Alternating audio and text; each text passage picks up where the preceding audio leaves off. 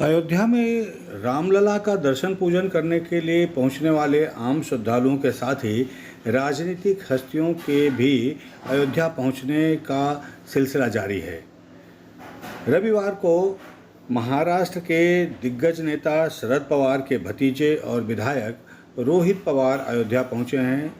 परिवार के सदस्यों के साथ अयोध्या दर्शन के लिए पहुंचे रोहित पवार ने बताया कि वो महाराष्ट्र के पंढरपुर में विट्ठल देव की दर्शन पूजन करने के बाद उन्होंने अपनी यात्रा शुरू की है और कई धार्मिक स्थलों से होते हुए अयोध्या पहुंचे हैं।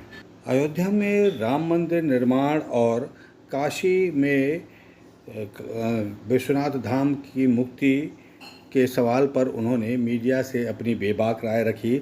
उन्होंने कहा कि राजनीति नहीं की जानी चाहिए, ऐसे मामलों में ये धार्मिक और श्रद्धा के मामले हैं। राम का दर्शन करने के बाद बहुत प्रसन्नता फील हुई। उनके सामने माथा टेकते हुए मैं भी और मेरे फैमिली के सब सदस्य जो यहाँ पे आए बहुत अच्छा लगा।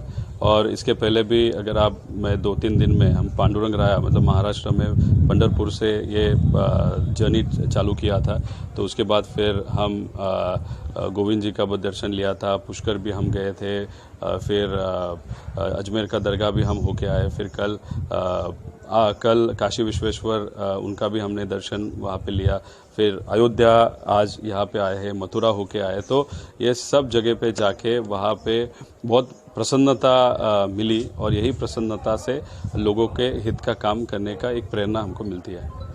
नहीं, यहाँ का अगर आप देखें तो कोर्ट ने निर्णय लिया था अयोध्या का, और वहाँ का भी जो विषय अभी कोर्ट में है। कोर्ट जब भी निर्णय लेती है तब वहाँ पे जो इन्फॉर्मेशन होता है, जो चीज़ें होते हैं, दस्तावेज होते हैं, वो सब देखने के बाद वो निर्णय वहाँ पे लेते हैं। तो उनका ऑडिट कल से चालू हुआ है, ऐसे हमको समझता है। तो कोर्ट जो भी निर्णय लेगा उसमें सब बाजू को सुनते हुए योग्य ऐसा निर्णय लेगा, ऐसे हमको लगता है। देखो, बचपन से अगर मेरी बात करें, मेरी मॉम, मेरे डैड, फैमिली के सब मेंबर बहुत सारे मंदिर जाके आए, लेकिन वो हमारा व्यक्तिगत विषय होता है। लेकिन अगर आप महाराष्ट्र की आज की परिस्थिति देखो तो मुंबई का इलेक्शन नज़दीक में आ रहा है, तो अगर बीजेपी लो या ठाकरे साहब लो, मुझे राज ठाकरे साहब, वो उनके भाषण के माध्यम से सिर्फ धर्म की बात वहाँ पे कर रहे हैं।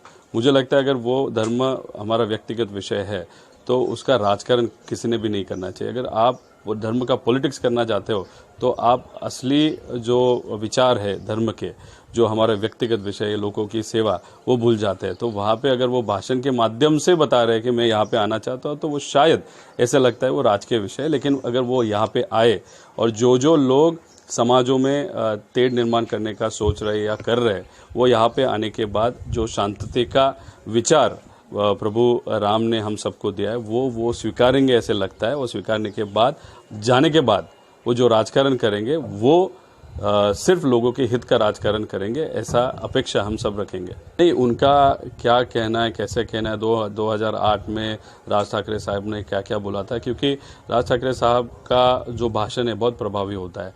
2008 में अलग टाइप का भाषण था, उसके बाद जब लोकसभा इलेक्शन अभी हुए उसमें अलग था, अलग बाजू से बात कर रहे थे। बात करते वक्त कभी कभार बहुत इम्पोर्टेंट विषय उन्होंने लिए थे, जैसे कि नौकरी का विषय लिया था। लेकिन अभी का भाषण देखें तो बहुत ही अलग है।